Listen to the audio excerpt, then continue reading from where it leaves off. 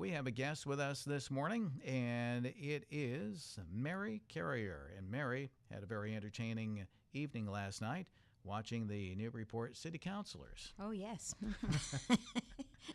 I look forward to that win, right? It's what it's all about. Yeah, no, it was actually, a lot happened at this meeting last night, so it was very interesting. Actually, they started out with a poll hearing earlier before the meeting, and 54th Street on Plum Island there. Oh, yeah. They needed a poll right between where the boundary for Newburyport picks up and then it goes into Newbury. So what a municipal headache. So it's kind of like, like no man's land there. But anyhow, they got approval to put up a light pole there. So. Half of it, right? But it can only light one side of the street. Oh. No, not really. Is that with a new LED light? They got permission from the neighbor in the other town across the street. So they, I just thought that was interesting. So they did approve the light pole. Also, coming up, we had some public speakers. Of course, there was a resident who spoke out about the vote that was going on for the Merson property there last night. Oh, yeah. Down. I guess it's the Gould-Schumott property. Is that what it is? Gould-Schumott, Shawmut. Gould-Schumott, and then it became Merson. And right. I don't know what, I can't remember what it was anyhow, before. This property has been empty, and they want to reuse the building. And so there was going to be a vote last night on the for a headquarters. They had to change the zoning or whatever to make it corporate headquarters and office space. So there was a resident who got up and spoke in favor. The residents were in favor of that, of having the building used as corporate headquarters, but they're concerned about what they're going to do with the parking lot across the street, because that's kind of a big area, and there was a talk of having residences there or buildings and whatever, so they were speaking out against that, not against it, but saying that they would like that to be protected or whatever. So that question came up last night, and the zoning and attorney Lisa Mead was there, and she was saying, this is, obviously wanted the vote to have the property used again and have the business able to stay in the city. So everyone, I think, is on board with that and in agreement. But when the vote came up, Councillor Eigenman got up and said that if you voted on that last night, then you'd really have no control over the parking lot.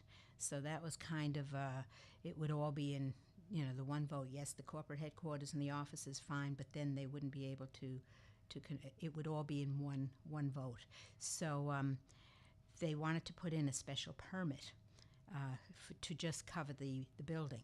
And they voted on that, and some of the councillors were for it, some were against it. But anyhow, it didn't pass because you needed 8 votes to pass it.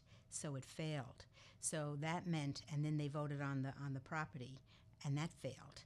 So that would mean that, it didn't pass for the headquarters or whatever. So then they had a short recess just before the meeting ended, and Councillor Joppa, who had voted against it, and it prevailed. So the prevailing vote can rescind their vote, take back their vote. Okay. So that's what he did. He said, and they decided to vote again on putting a special permit on the headquarters, and it passed this time. So first it went down, and then at the very end they managed to pass it with special permit so that the building itself will be used for corporate headquarters and offices, and so the new tenant can proceed in that direction, and then they'll have to, I guess, come back again to do something when they decide on the parking lot. So in other words, it was protection for whatever might go in there. So I know that a long time, well, not a long time ago, but previously there had been discussion by the owner to build houses there, and then when they got the feedback that people didn't want it, they said, "Oh, okay, we aren't going to build houses there." And then the way I understood it, and they continue to say that. Yeah, but they continue to say that. But Councillor Eigenman, who I have to say, questions all of these things, he has a background in this. He stood up and said, I think that's great that they said it, but we just can't, as things happen in Newburyport, as Oh. we know, everything's subject to change. Yeah. He said, I don't think that's protection enough for us. So, Okay. I don't feel comfortable voting for this. And then there were 4 other councillors who jumped on board with it. The same thing, Councillor O'Brien, Councillor Junta, Councillor Cronin, I think, and Councillor Zeed. But so it failed because they didn't get the 8 votes. So coming back with the special permit, because everyone wanted to see the building being used and not lose a good tenant.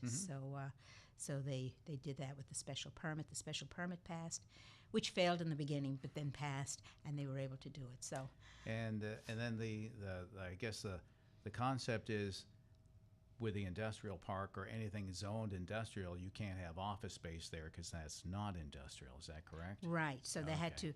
to go for the what they call the I-2 change, so that it can be changed from industrial to headquarters and office space. Okay. So that passed, and that was where they did a little bit of maneuvering there at the end and ended up with what they wanted. And we can still, I guess, the next hurdle will be working on the parking lot, whatever's decided there. Sure. Maybe a 2 or 3 deck garage. Just kidding. Oh yes, Wynn, bring that one up. Okay, as they say, don't be mentioning that. All right. Next, we had a lot of other things that came up last night. Of course, you mentioned Councillor Cameron is not going to be going for re-election. Yeah, that was a surprise. Right, 10 years he's been there, and he's been a good councillor. Mm-hmm. Councillor Cameron, he was started out as my ward councillor in 4 and then went to councillor at large. So. Okay. And next week, we also have the mayor's update.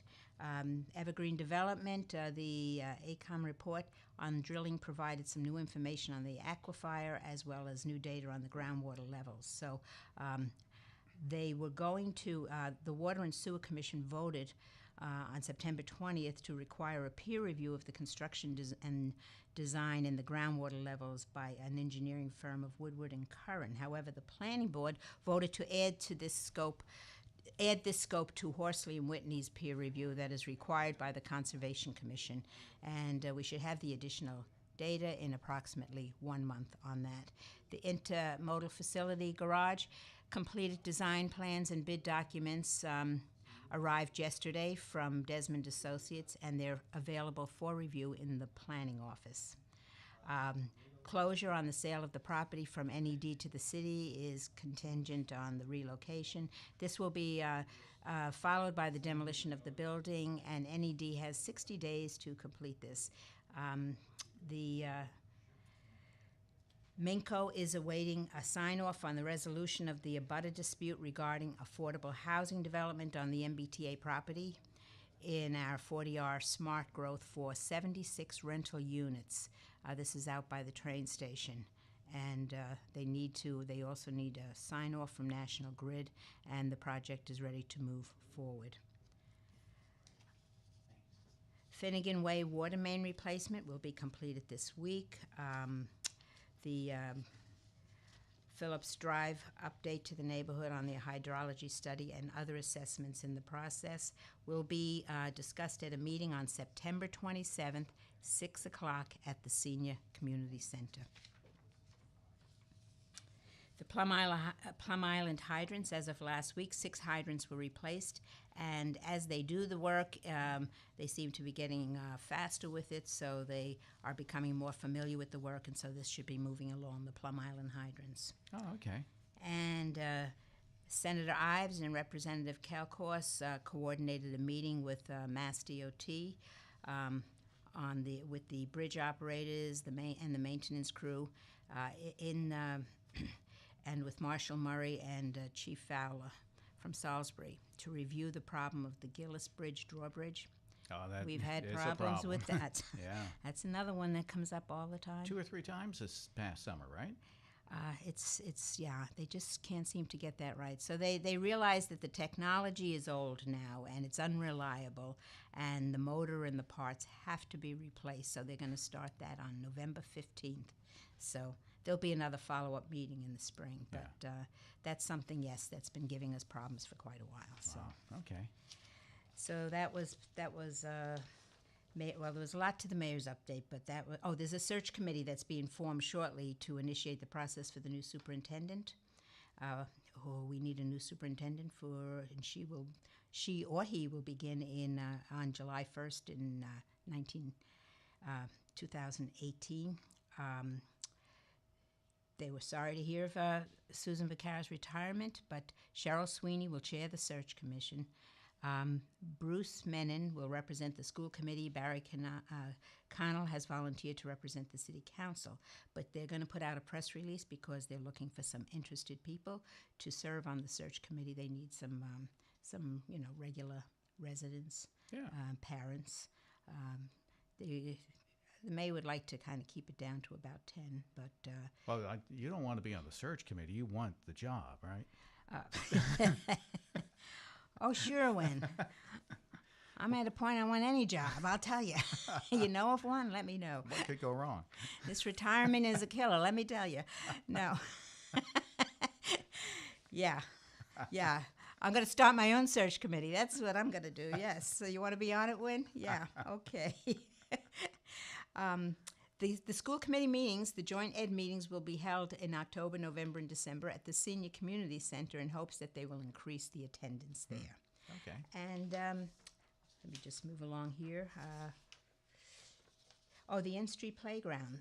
There was an ordinance that came up to forbid or smoking at the in-street playground. There was a question on that, so Councillor Cronin said that he would like there to be no smoking at all playgrounds. So they're going to refer that to Neighborhood and City Services, and the Health Commission get involved in that, and maybe the Commission of the Whole to see if they can stop smoking at the playgrounds. Well, it makes sense. You can't smoke on school property.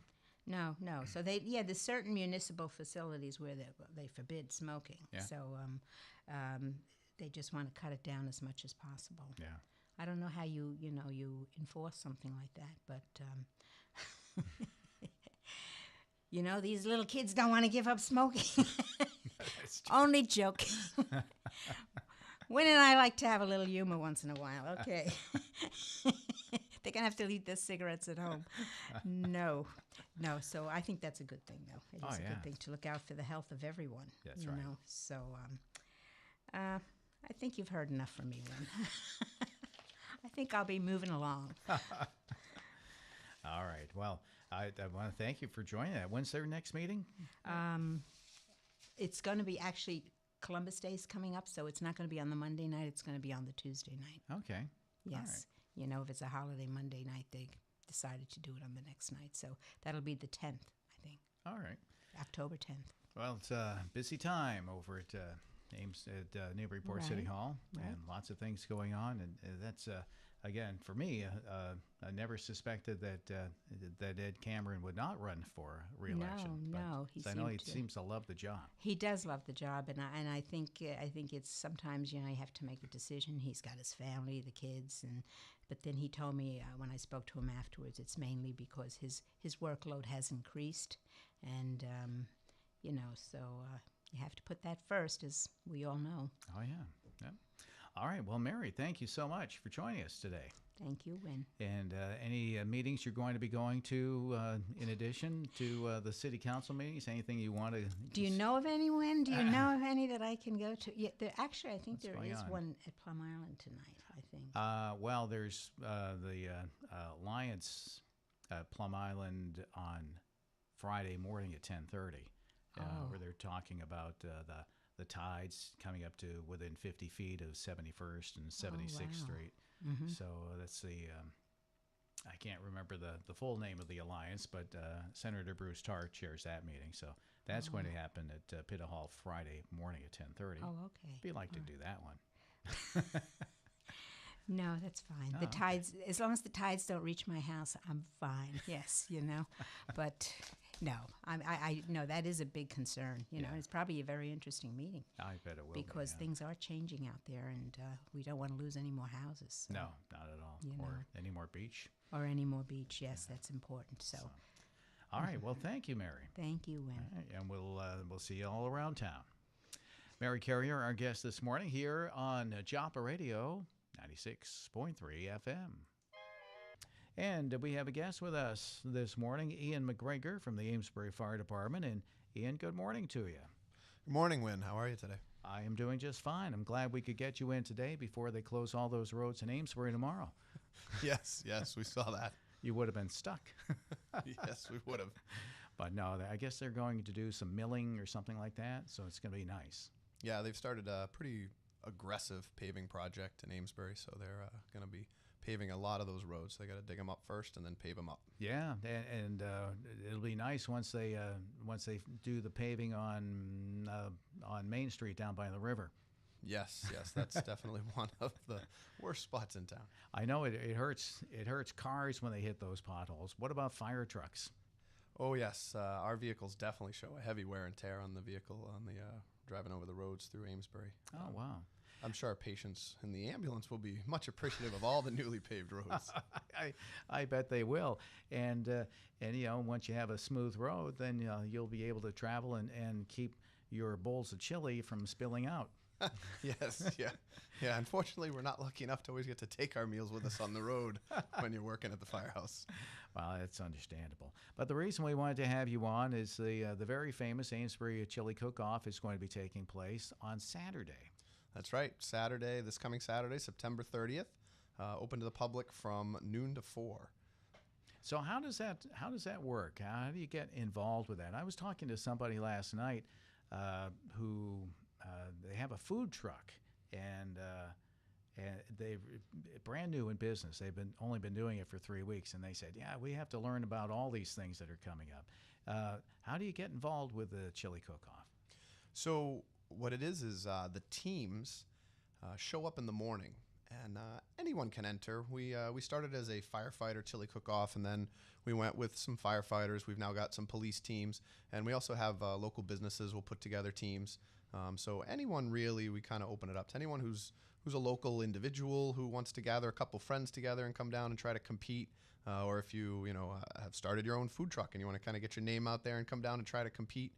And it's pretty straightforward, but you have to cook your chili and all of your ingredients on site that day. So the teams will typically show up between 6:30 and 7 in the morning and begin their setup.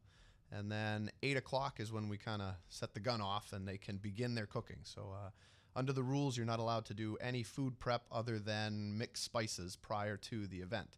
So everything has to be done there on site. All the cooking has to be done. We provide some basic ingredients for teams to use, and if they want to make a chili out of that, you can. If you want to supplement with some of your own ingredients, you're more than welcome to do that as well. So you have you have the chili police making sure that they didn't prepare the hamburger and whatever it is. Correct. Yes. Yeah. So if we provide some ground beef and some other base materials, but if some people want to bring in their own steak or sausage, or we've had people come and make a white chicken chili, so they've brought their own ingredients to do that. But everything has to be prepared there on site. And so yes, we do sort of have food police. We more have inspectors that go around to make sure that everything is prepared properly and that all the chilies reach the appropriate temperature prior to opening to the public. But, that's right too. Yeah. Yeah, you'll see the teams there all day prepping, getting ready, and it's not only about the chili. It's also about kind of your team, advertising and trying to win over the populist vote from the public who comes through. So they'll oftentimes really do up their booths and try to get you to vote for them. Oh, okay. So there's an entrance. Is there an entrance fee for the participants and then a fee for somebody who wants to go in to test the chili? Yes, correct. So if you want to be a team, and this year I actually surprisingly still have a few spots because we have to cap the number of teams. But if you're out there and you're interested in being a team, you can contact us, and we charge a $60 fee for a team. And that fee will provide you with the base ingredients that we provide, and we give 4 event T-shirts to each team. So you can come with yourself or 2 people or 4 people or 6 people to try to help you prepare your chili and be ready to serve. And then at noontime when we open to the public, it's $5 for adults, and 12 and under is free to enter the event. Oh, okay. We're talking with Iain McGregor, and he is with the Amesbury Fire Department. And this is put on by the firefighters local. Yes, correct. This chili cook-off started in 2005. Actually, it was the first year that I went to Amesbury. I started in July of 2005, and come September, two of the guys on my group, Eric Cole and Brian Moran, had devised this idea to run a chili cook-off. And so as the new guy, or the probie, as it's called in the fire service, I was pretty much told, you will show up and help. And since Eric Cole and Brian Moran have since moved on to other fire departments, I've been left holding the bag, so to speak, or the chili pot, I guess. Well, nothing wrong with that. Now, so you talk about voting, and if I remember correctly, it was Newburyport Towing is the defending champion. Is that right? From last year? Oh, from last year. Yeah. Yeah, you know what? I'd have to look. I don't remember who. Well, there is a defending champion. Yeah, it's they're all on amesburyfire.org. Okay. And then there's a chili cook-off page on amesburyfire.org. And what we do is we like to leave up the different years' champions so that you can kind of scroll down through the page and you can actually see who all the champions were. Oh, okay. All right. Well, let's see. I just brought it up here. And of course, I can't find it, but that's okay. So when somebody goes in, somebody who wants to try out the chilies, what's the sample size? So normally you'll get about maybe a 2-ounce or a little bit smaller from each of the different teams. So you'll come, enter through the gate, pay your $5 entry fee, and then you'll receive tickets for, if we have 10 teams or 12 teams, you'll get 10 or 12 tickets. And what you'll do is you'll give each one of those teams a ticket, and they'll provide you with a sample. And that way you'll be able to sample all of the team's chili. And it's just, it's a 2-3 little spoonfuls, not a big bowl, because you don't want to really kind of overdo it on one team. When you have to taste 8, 10, 12 chilies, you have a ways to go. So. Yeah. And then you vote. So how do you vote? Yes, so we have you'll have a separate ticket, a single different color ticket, which we kind of keep under the belt as to each year what color that's going to be, and that's the People's Choice ticket. So after you've tried your samples, you go back to the team that you thought was the best, and you put that in their bin. Okay, all right. So I was able to find it last year. It was Amesbury Towing, not Newburyport Towing, but Amesbury Towing was the first place. Followed by Amesbury Police, then Salisbury Police. I don't see Amesbury firefighters. Yeah. No, sometimes we do good, sometimes we don't do so good. But and then the People's Choice was Salisbury Police. Yes, right. So we have judges that will actually take samples to the judges, and it's a complete blind judging. So the judges really aren't publicly announced. Sometimes they might announce themselves afterwards, but they're privately sequestered away, and we bring them, just blind samples that are numbered. And so I'm the only one actually that day that even knows which team is what number, and they taste all the chilies and they rate them based on the 5 categories we have. And then it's a point score tally. And so once all the numbers are tallied up, that's how we get our first, second, and third place. Oh, okay. And then People's Choice is obviously the People's Choice. People. How about that? Now, you said 5 categories? Yes, we do taste, the appearance of your chili presentation, heat, we do flavor, and the 5th one was texture. Texture. Texture. Okay. All right. Now, when how soon is it after the chili cook-off that you might make chili for yourself? Oh, for me? Well, usually that day I tend to be running around quite busy, but I do end up sampling a lot of the teams.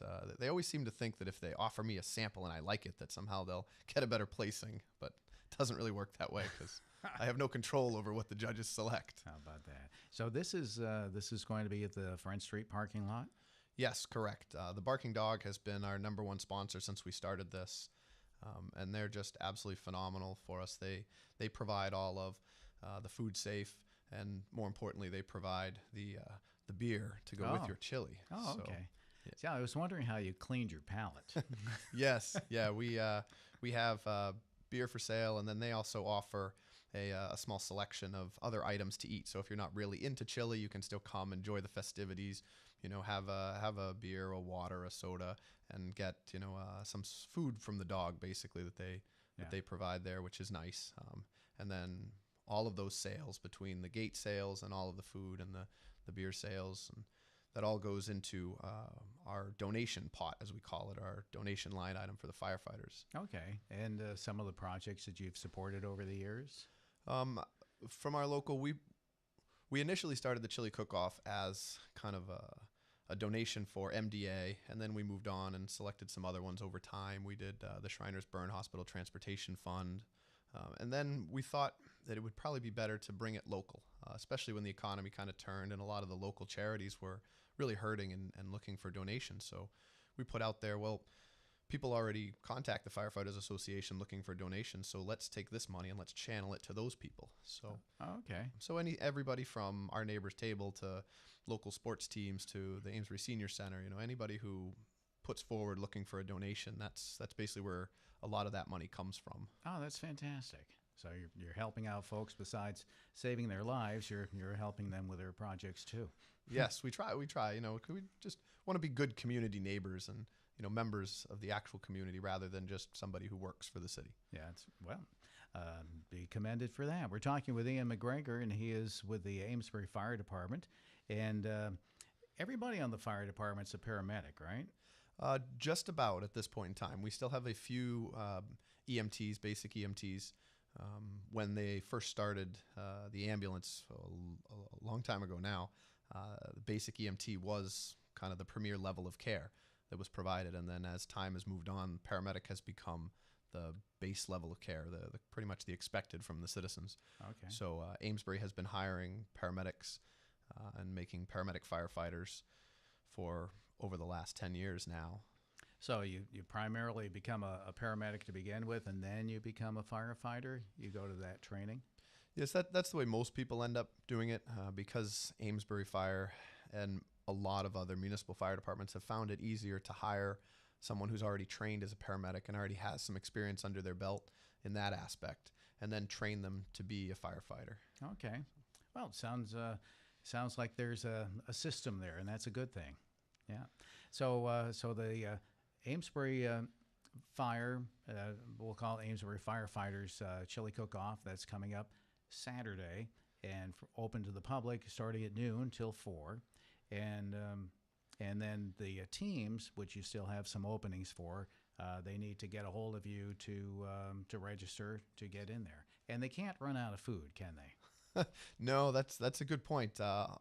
There are times we actually have it. People come as a team. Oh, we got this. We've got this. And then I tell them you don't have enough chili made, and sure enough, they'll run out of chili, and then that'll hurt them. And especially when it comes to the public vote, when the public comes to taste their sample and they have no more to give, they can't win a People's Choice ticket. Yeah. How much do they really need to make? We tell teams that you should make about 20 gallons of chili based on the. Yeah, between 10 and 20. We actually upped it. Initially, we'd started with making 10 gallons of chili, and now we tell them you probably should have 20 gallons of chili. Oh, wow. That's a lot.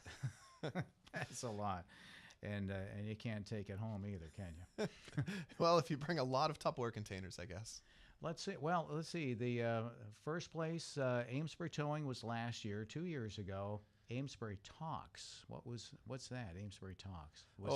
Amesbury Talks is a Facebook page, a local Amesbury Facebook page. Amesbury Talks and Amesbury Squawks. So we at the Firehouse like competition. So we kind of set up the competition between those two somewhat competing Facebook pages in Amesbury to enter teams, and they took us up on it, and it was quite fun. We put them right next to each other during the day, so they got to go back and forth all day. Wow.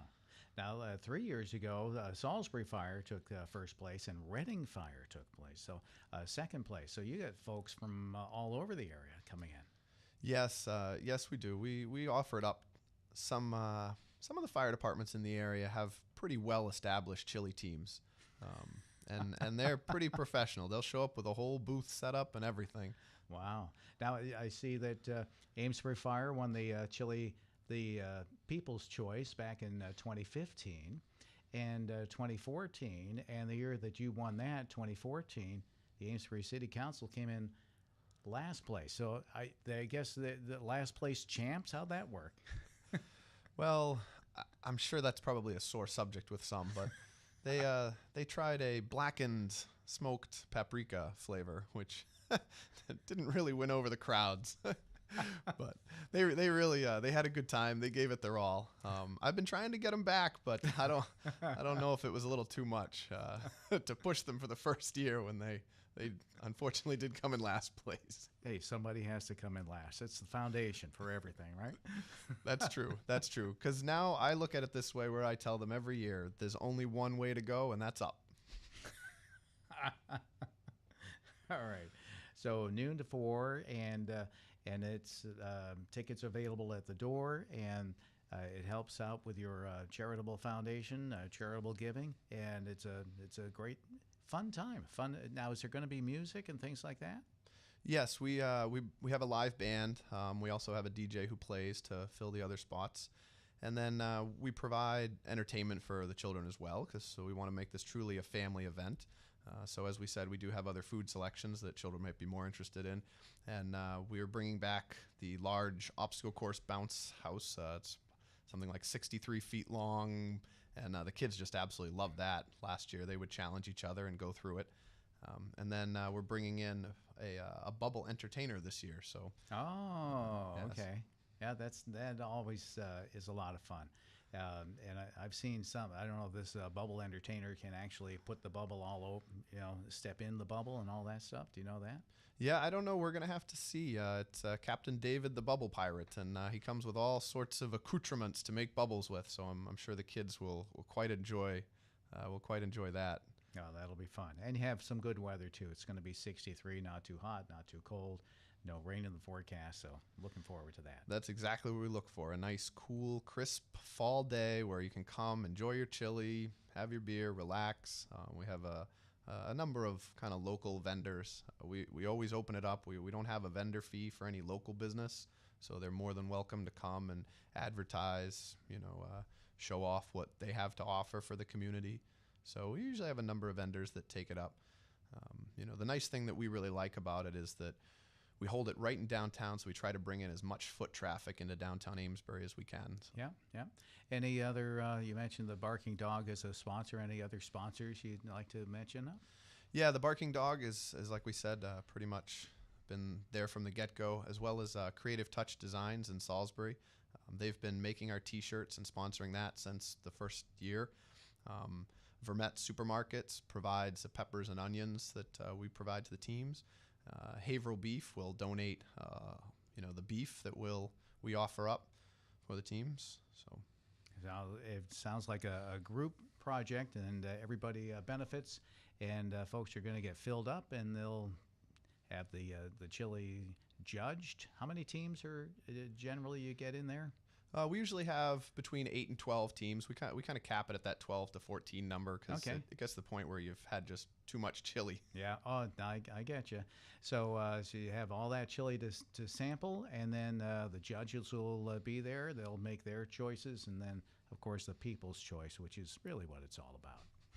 This is true. There's always the competition, the fight over, well, we won the championship trophy. Well, we have the People's Choice Trophy. Well, which one's really more important? The People's Choice. Of course. All right. Well, Ian, thank you very much, and good luck with everything.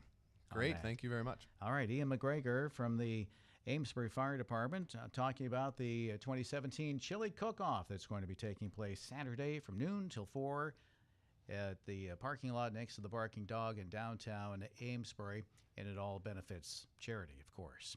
Our guests here on Joppa Radio at 96.3 FM.